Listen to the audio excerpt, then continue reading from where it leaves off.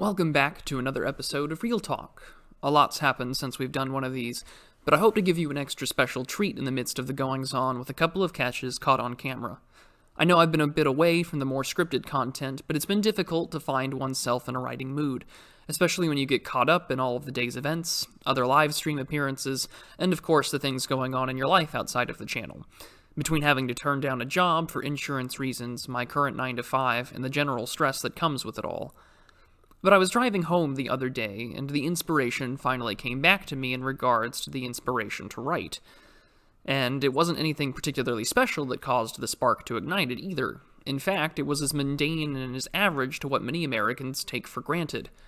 Their cars. Now, I drive an older car. Nothing fancy, it gets me from point A to point B. This car doesn't have any of the modern comforts of an aux cord, satellite radio, Sirius, or a Bluetooth setup to connect my phone to a sound system. It has a plain old radio and a CD player. And with that CD player, I get to engage in a bit of nostalgia and time travel when I'm driving. Traveling back in time to the days of a binder full of CDs, picking out which songs and albums I want to listen to when I don't have my headphones plugged in listening to audiobooks or commentators that I enjoy. I have a little bit of everything in my collection, from Boz Scaggs to Miles Davis, to Benny Goodman to Saint Motel. But one of my more prized sets of CDs I have in my collection is the entire discography of the Canadian prog rock band, Rush. I grew up listening to them, and I still enjoy the heavy mix of synthesizers with their folk and fantasy storytelling. And one of their more well-known albums, Moving Pictures, is a song that I think has a more prophetic value than I'd like to admit. That song, of course, is Red Barchetta. For those of you unfamiliar with the song, Red Barchetta tells the story of a young man living in a world where cars, or at least vehicles with an internal combustion engine, are outlawed. He evades the cameras of where he lives to see his uncle, who has preserved a Red Barchetta, as the song goes, from a better, more vanished time. The song continues, discussing this weekly crime he commits as he takes the car for a drive, only to be chased down by two large air cars and to lose them in a high-speed chase. The reason why I find this song oddly prophetic is because it tells a world where one's personal agency and ability to travel on one's own, or at least in my eyes, is now the norm and the law. And there's this creeping movement in terms of policy proposals, our economic immobility, and the closing out of any viable option to escape the madness that we so often see in our urban jungles across the United States, as well as the rest of the West. At the moment, it seems, for now, you can afford to get a U-Haul or trailer and plan a new life for yourself elsewhere, but the opportunities for exit, it seems, are planning to be closed off. Now, what do I mean by exit? Not just the fundamental ability to get up and walk away from the situation. Leaving by all means is already difficult, between the ongoing social pejorative of white flight or moving somewhere to have it called as gentrification. But exit includes independence and self-sufficiency in my mind, either as an individual, family unit, or some sort of community or collective. Home ownership is lower than ever, and more millennials and Gen Z are living at home with their parents, and it has been observable now for some time that the job market isn't as generous as it used to be in terms of benefits and economic stability. Independence, and the ability to have a terrible situation simply out of sight, out of mind, is compounded by the fact that most Americans have little to no savings. Most can't even spare the cash for an emergency $400 expense if it were to occur. And of course, this is on top of the fact that we've transitioned into a new rentier economy. For many, the notion of as-a-service or subscription services are applied perhaps to their entertainment, such as the PlayStation Plus account or their Netflix, but it has been creeping into all other facets of our lives as well.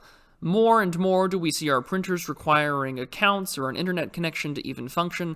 Hell, even most modern coffee makers have some sort of anti-generic K-cup detection system, so you have to purchase the most expensive brand. Seriously, you should be using a French press or an old-style percolator coffee machine anyway. But this has been an ongoing trend, defying and deifying the products and services that ensure a stable and loyal following, to keep you hooked on for the next product. And what a better way to do that than through planned obsolescence and the requirement of a constant connection to their services. Even Adobe with their ridiculous service fees means that you truly don't own the product you've purchased. Amazon is currently in litigation for having you even assume that you own the movies and TV shows that you purchase while on their Amazon Prime Video service.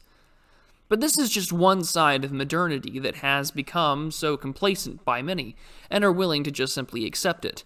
The new Rentier Economy subsisted on the gig economy. More and more people are independent contractors, scrambling to find work with no traditional sense of benefits or pay that can secure them a future or a comfortable retirement. A growing sense of dependency. Especially now in the current crisis that the regime has taken advantage of, more people are opting not to work, and with a labor force participation rate not seen since the 1970s, and for those who do work, trapped in the urban sprawl with a ridiculous cost of living, made only worse by historically low interest rates for homes to be bought out by investors who are essentially getting money for nothing, leaving the average consumer unable to compete, made only worse by most urban zoning laws banning the new development of apartment complexes and homes. And of course, for those who've managed to succeed and find work, can take care of themselves, starting a family becomes even more difficult.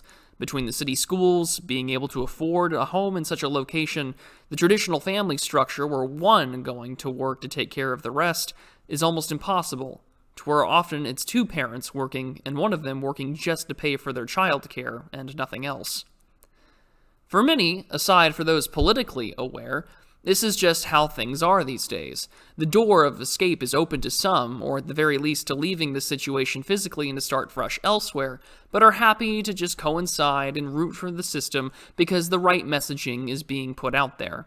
In the push for being free and independent, the only independence and freedom that is being achieved is a freedom from community, a freedom from family, and a freedom from actually being independent from the services of the state.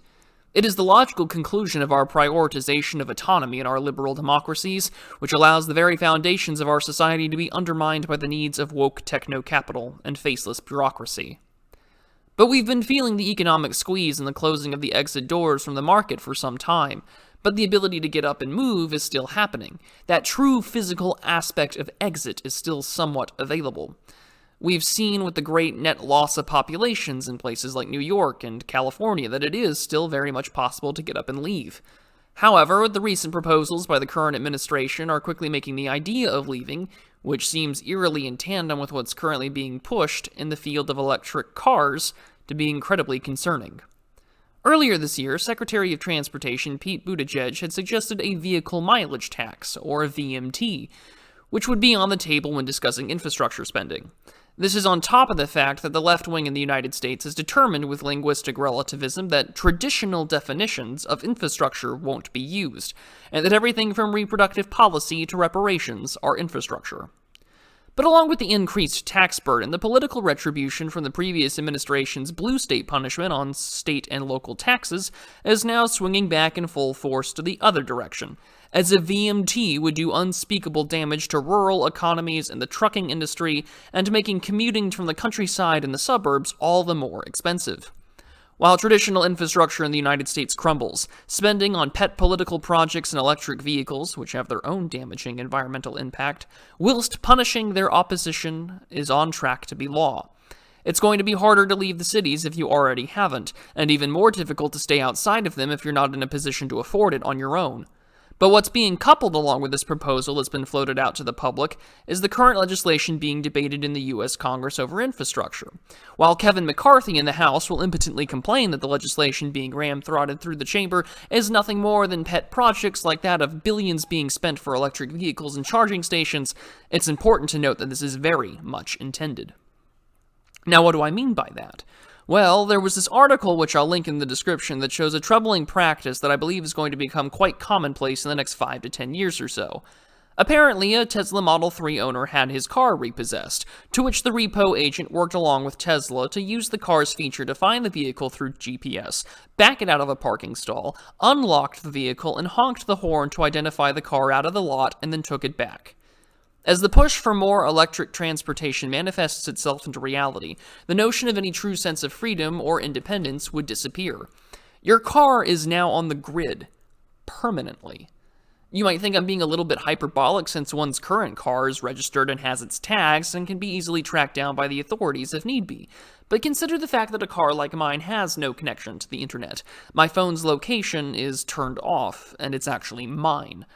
A time where electric cars, where at the moment do not have the range nor the charging infrastructure outside of the cities and surrounding burbs, a vehicular panopticon emerges where a population is much easier to manage and be watched over. Now, this isn't me trying to be conspiratorial. In fact, given how so many in the last year were open to lockdowns, closed businesses, facial coverings which didn't do a darn thing in the last major pandemic, the public will at large welcome this shiny new object in the name of climate change and reducing one's carbon footprint in exchange for their individual freedom and the ability to get up and move. This doesn't even begin to address the concerns one might have on an attack on the nation's electrical grid or the mass evacuation situation of electric cars losing charge during a natural disaster. The fact of the matter is the ability to physically exit or address these issues spatially is quickly becoming the next target. Recourse through legal means is slowly losing its matters in standing your ground. Just ask the McCloskeys how they're doing standing their grounds on their own property worked out for them. The sovereignty of the state is being shared with the mob, and the monopoly on violence that is traditionally associated with the state is now being expanded to the very mobs and armed groups that the state's left-wing political class funds. This compounds the already existing pejoratives I mentioned earlier for those who do try to leave. White flight, gentrification. Colonizer is one that I've recently heard too in this regard. The alarm bell is ringing on the issue of physically leaving, but that doesn't mean you have to let it pass by you. Now is the time to stock up on physical media, keep hard drives and older operating systems off the internet, and make sure you're not using technology that requires a constant internet connection. The World Economic Forum may want you to own nothing and be happy, but I want you to be able to live your life and own what you want to own and listen to the music that you want to. Hell, they're even trying to digitally put in product placement into classic movies like Casablanca. So now is the time to learn how to take care of your existing car and have some basic automotive skills handy. Learn how to take care of your appliances and use older ones that don't need software updates. Dumb down your technology. Your fridge doesn't need a touch screen and your printer shouldn't need a subscription service. Independence in all forms and the ability to leave this hellscape is very much at risk. Just like the song Red Barchetta, the motor law might be a ways away. But with recent proposals being pushed, it's potentially a likely future. Now is the time to make the necessary preparations. Preserve physical media, get out of the cities if you haven't already, and take care of yourself and those around you. Thank you all for watching. I'm glad to be back into the swing of things. Work has been a little slow, so I have a few scripts and essays that I'll be finishing up on and posting soon. As always, a like and a share would be greatly appreciated. And if you really enjoy this work, consider my subscribe star. You'll get access to the Telegram chat and help me acquire a new mic setup. More videos to come. Be prudent, everybody.